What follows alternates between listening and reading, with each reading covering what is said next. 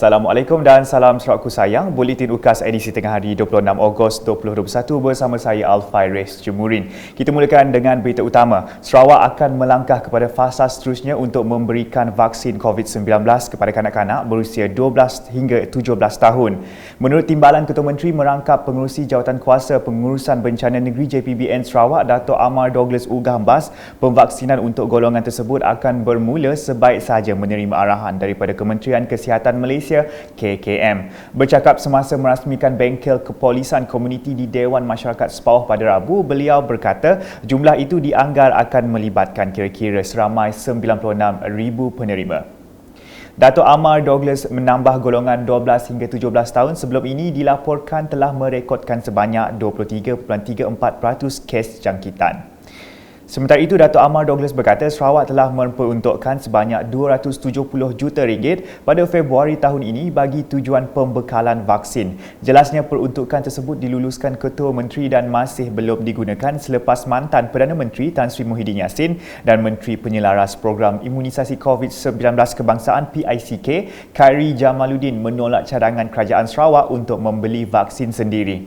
Beliau berkata Ketua Menteri turut meluluskan RM141 juta tambahan kepada JPBN Sarawak bagi memantapkan lagi persiapan Sarawak termasuk menyediakan pusat kuarantin, wad ICU, pelaksanaan ujian calitan dan kemudahan lain.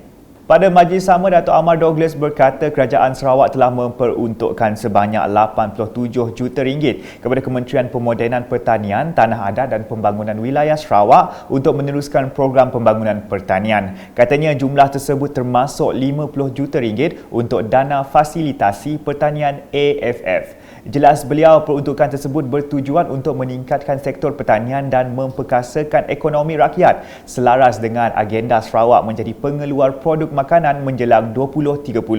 Di samping itu, beliau yang juga Adun Bukit Saban menambah program lain juga dipertingkatkan untuk tujuan sama termasuk mewujudkan terminal produk makanan dan pusat pengumpulan, pemprosesan, pembungkusan dan pemasaran CPPC. Sementara itu, ketika ditemui selepas melakukan tinjauan Green World Genetics GWS Debak Station, Dato' Amar Douglas berkata GWS Debak kini sedang menjalankan kajian dan pembangunan terhadap 102 variasi padi yang ditanam di kawasan berkeluasan 1.5 hektar. Ujarnya variasi benih yang didapati sesuai akan diperkenalkan kepada petani tempatan yang dapat menghasilkan sehingga 2 tan setiap musim. Berita seterusnya, penyertaan 5 atlet para dari Sarawak dalam Tamasya Sukan Paralimpik Tokyo 2020 diharap dapat mengubah perspektif masyarakat terhadap keupayaan orang kelainan upaya OKU. Ia ditegaskan Menteri Kebajikan Kesejahteraan Komuniti Wanita Keluarga dan Pembangunan Kanak-kanak Datuk Sri Fatimah Abdullah sambil merakamkan tahniah kepada 5 atlet berkenaan kerana terpilih mewakili negara ke Tamasya dunia itu. Bagi pihak Kerajaan Negeri Sarawak, saya ingin mengucapkan setinggi-tinggi tahniah di atas pemilihan atlet para kita dari Sarawak mewakili Malaysia di Sukan Paralimpik Tokyo pada Sukan Paralimpik Tokyo 2020.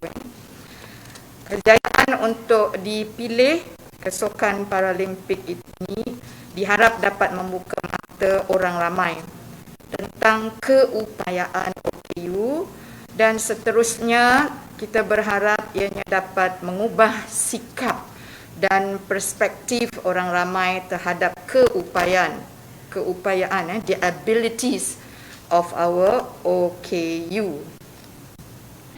Beliau berkata demikian pada sidang media Let's Support Our Para Athletes in Tokyo Paralympics 2020 menerusi aplikasi Zoom pada Rabu. Jelas Datuk Sri Fatimah, 5 atlet tersebut adalah jago powerlifting para negara Boni Bunya Agustin dan Jong Yi Ki, atlet para swimming Muhammad Nur Syaiful Zulkafli dan Jamari Siga dan juga atlet para archery Wiro Julin. Dalam pada itu, beliau berharap agar urusan kesemua atlet Paralimpik berjalan dengan lancar dan mendoakan keselamatan mereka di Tokyo. Selanjutnya mengenai penyerahan sumbangan cecair sanitasi tangan oleh Persatuan Bulan Sabit Merah PBSM Daerah Miri kepada Tabika Kemas Muhammad Amin di Batalion 12 Pasukan Gerakan Amiri pada Rabu. Timbalan Pengurusi PBSM Daerah Miri Datuk Lee Kim Shin memberitahu cecair sanitasi itu merupakan sumbangan syarikat Saraya dari Jepun.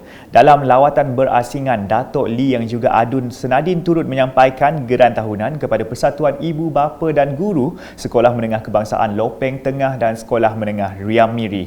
Geran tersebut digunakan untuk menaik taraf kemudahan infrastruktur di sekolah supaya suasana belajar dapat dipertingkatkan. Turut menerima geran ialah Lembaga Pengarah Riam Road Secondary School bertujuan membantu pihak sekolah menaik taraf kemudahan infrastruktur internet bagi pembelajaran dan pengajaran secara digital serta kelengkapan prasarana sekolah. Manakala di Matu, Adun Jemoreng Datuk Mursyid Diraja Dr. Juanda Jaya menyarankan kepada Agensi Anti Dadah Kebangsaan AADK peringkat daerah agar kerap menganjurkan program di kawasan luar bandar bagi memberi penerangan serta mewujudkan kesedaran dalam kalangan masyarakat terhadap bahayanya penyalahgunaan dadah. Tegas beliau, langkah itu penting kerana menyedari masyarakat di luar bandar sering menjadi sasaran pengedar bahan terlarang tersebut. Kesedaran memerangi penyalahgunaan dadah dan substan bahan-bahan terlarang adalah suatu perkara yang amat penting disedari oleh masyarakat kita di Sarawak, terutama masyarakat yang berada di kawasan luar bandar yang sering menjadi sasaran para pengedar bahan-bahan terlarang seperti ini. Jadi pada hari ini saya mencadangkan kepada pihak AADK di kawasan agar melakukan lebih banyak lagi program ke peringkat akar umbi, terus ke kawasan JKK kampung, membuat program-program penerangan, kesedaran kepada masyarakat berkaitan dengan bahayanya penyalahgunaan dadah, di samping proaktif untuk memulih mereka-mereka yang terbabit dengan penyalahgunaan dadah. Beliau menjelaskan demikian kepada UKAS selepas merasmikan program Community Empowerment Policing Daerah Matu dengan kerjasama One Stop Committee OSC bagi menangani isu dadah dan substan MIDS Daerah Matu pada Rabu. Datuk Dr. Juanda turut meminta kerjasama ketua-ketua masyarakat untuk melaporkan kepada pihak berkuasa jika terdapat penduduk kampung yang didapati menyalahgunakan dadah.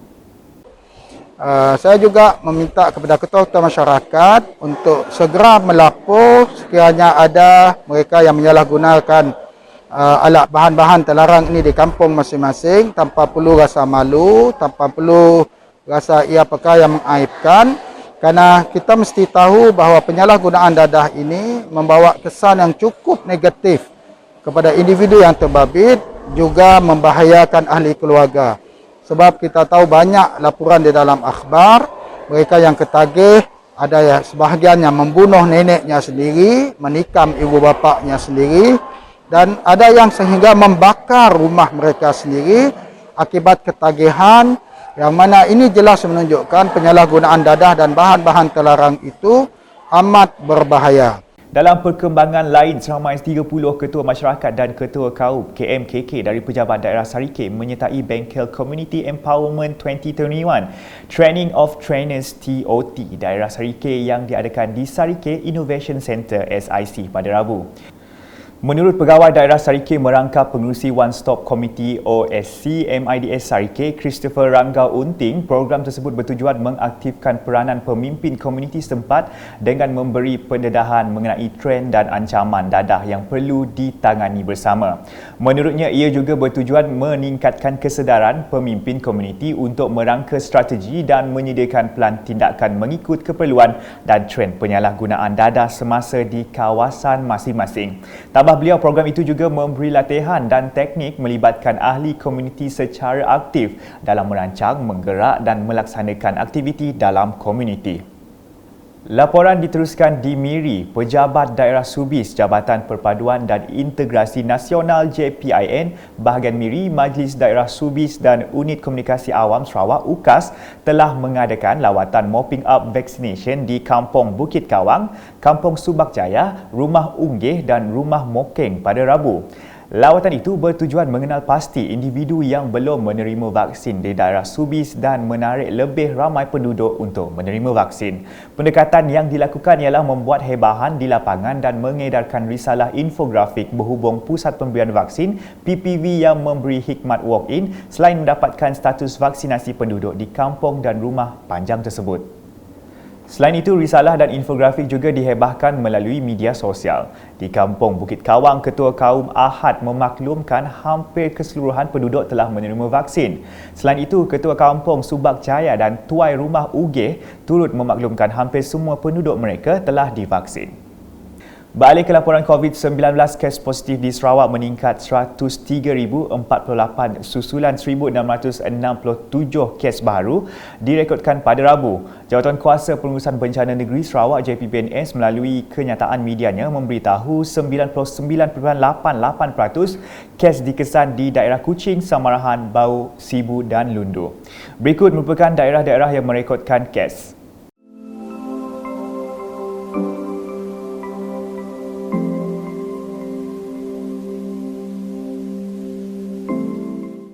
Dalam pada itu, Jabatan Kesihatan Negeri Sarawak JKNS turut melaporkan 5 kematian baru melibatkan individu yang berumur dari 44 hingga 99 tahun menjadi angka korban akibat wabak itu meningkat kepada 508 orang.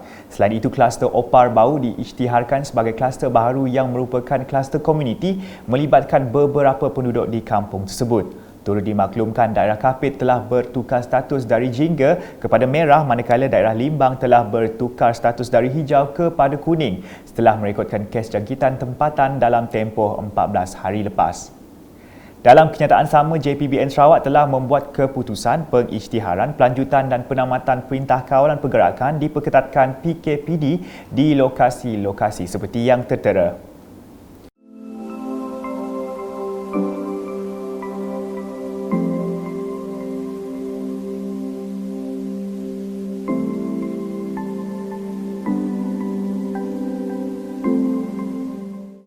Sekian edisi Tengah Hari bersama saya Al-Faiz Jemurin dan kru penerbitan. Berita lebih lanjut boleh didapati di semua platform media sosial UKAS termasuk portal ukas.sarawak.gov.my dan pastikan anda subscribe UKAS channel di YouTube. Salam UKAS.